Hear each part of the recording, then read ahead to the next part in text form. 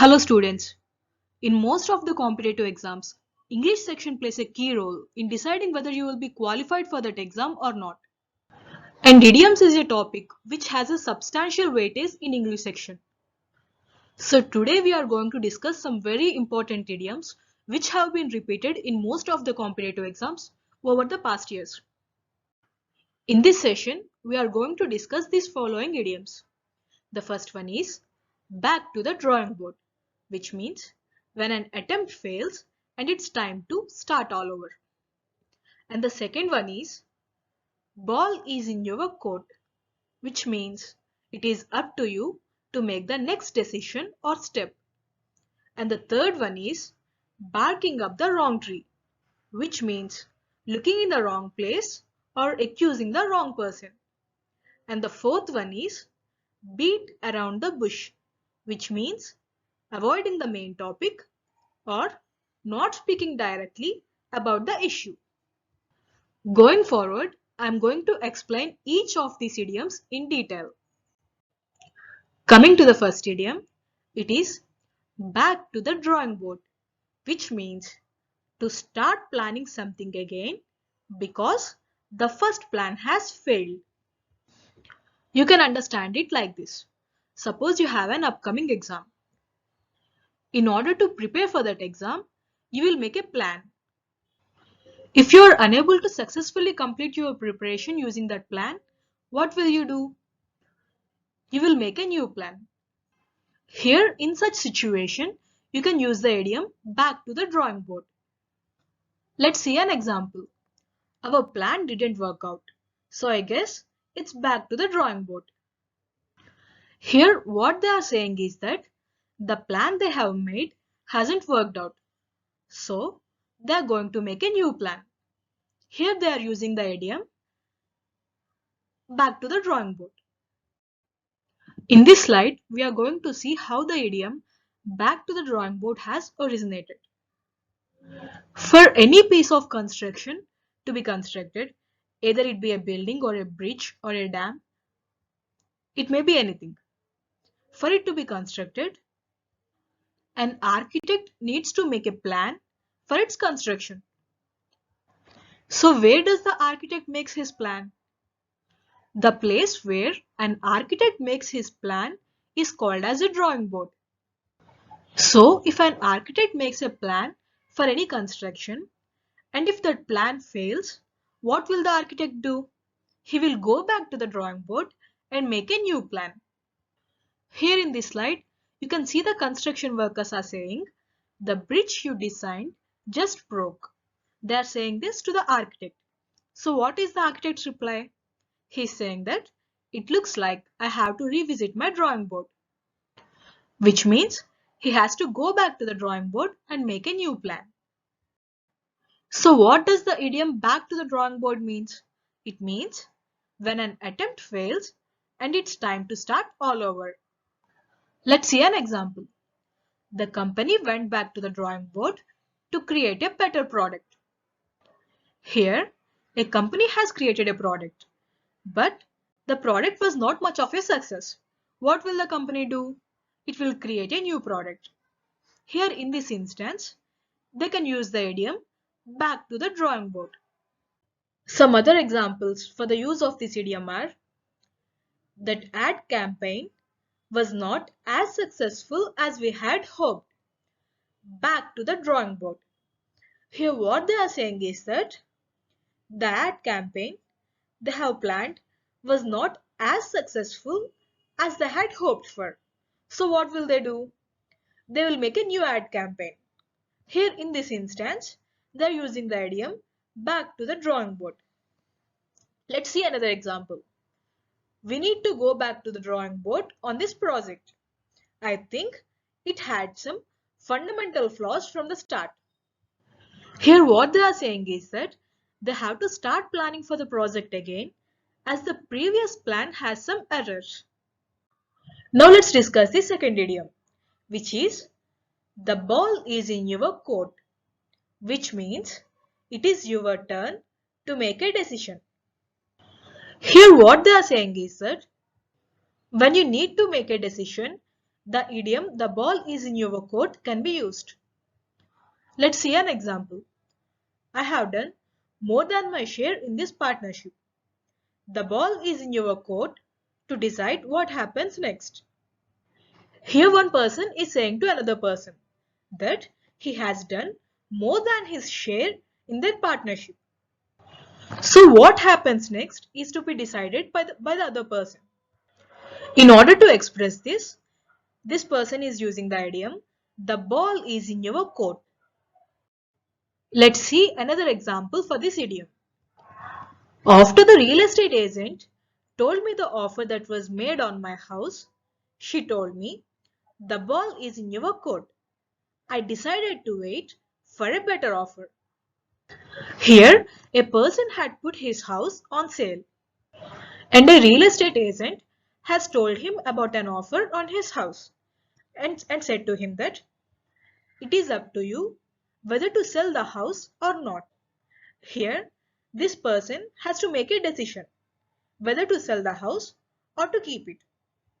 To tell the person that he has to make a decision, the real estate agent is using the idiom "the ball is in your court."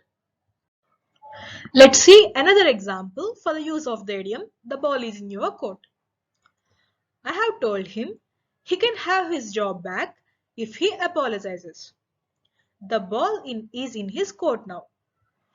Here what the person is saying is that he told someone that he can have his job back if he apologizes. And this person has to decide whether to apologize or to not. As the person has to make a choice, they're using the idiom "the ball is in your court." Now let's look at the next idiom, which is barking up the wrong tree. You can get an idea about the meaning of this idiom by looking at this picture. Here, a dog is barking at a tree. Why is the dog barking? The dog is thinking that there is a cat on this tree. So this dog is barking at the cat. But there is no cat on the tree at which the dog is barking. Here what does it mean? It means that the dog is barking at the wrong tree. This idiom can be used in various instances, which I will explain in the next slides. One of the instances in which the idiom "to bark at the wrong tree" can be used is to have the wrong idea about how to achieve a goal. Looking at the origin of this idiom, the dog wants to bark at the cat, which means barking at the cat is the goal of the dog. But what the dog is doing? It is barking at the tree on which there is no cat.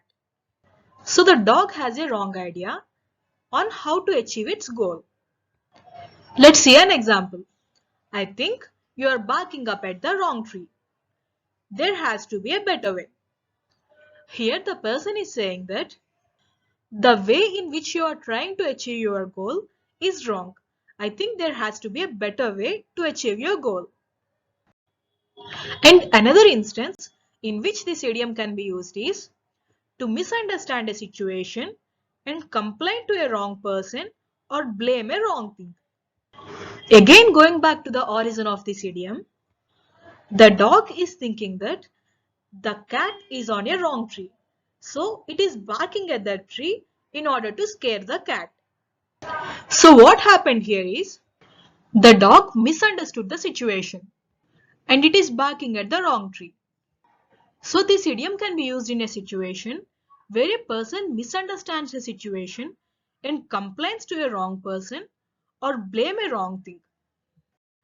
Another instance in which this idiom can be used is when someone is wasting their time or energy by doing something in the wrong way or by taking the wrong path. Here that person is doing that based on an incorrect line of thought or course of action. An example for this is, "Look, I can't loan you any more money," said Frank. "You are barking up the wrong tree." Here Frank is saying to a person who is asking for him for a loan. He is saying that I can't loan you any more money. So you're wasting your time by asking me to loan you money. To express this meaning, he is using the idiom, "You're barking up the wrong tree." Now let's come to the fourth and last idiom for this session, which is beat around the bush, which means to avoid the main topic or answering a question. You can understand it like this. Suppose you ask someone a question, and this person, instead of answering your question directly, is talking about some other irrelevant matter. Here you can use the idiom beat around the bush. You can say that just stop beating around the bush and answer the question directly. An example for this is, let's stop beating around the bush and discuss this problem. Here a person is saying that let's stop talking about irrelevant matters and discuss the problem at hand. To express this meaning, he is using the idiom beat around the bush. So beat around the bush means avoid talking about the main topic and not speaking directly or precisely. Let's see some examples for this idiom. The first one is, quit beating around the bush and tell me what you really want. Here, a person is saying to another person to stop talking about irrelevant matters and to tell what this person really wants. To express this meaning, they are using the idiom beat around the bush. Let's come to the next example, which is, why can't you get straight to the point instead of beating around the bush? Here, a person is saying to another person to talk about the thing which they wanted to talk about instead of discussing irrelevant matters. To express this, they are using the idiom stop beating around the bush. And the next example is, don't beat around the bush and tell me frankly what you think of my proposition. Here, a person is saying to another person to stop talking about unnecessary things and to tell directly what this person thinks of the proposition the speaker has made. To express this meaning, they have used the idiom stop beating around the bush. So, beating around the bush means to speak or write evasively, that is, to talk around an issue instead of speaking about it directly. An example for this is, please don't beat around the bush. Just let me know exactly what to do, please.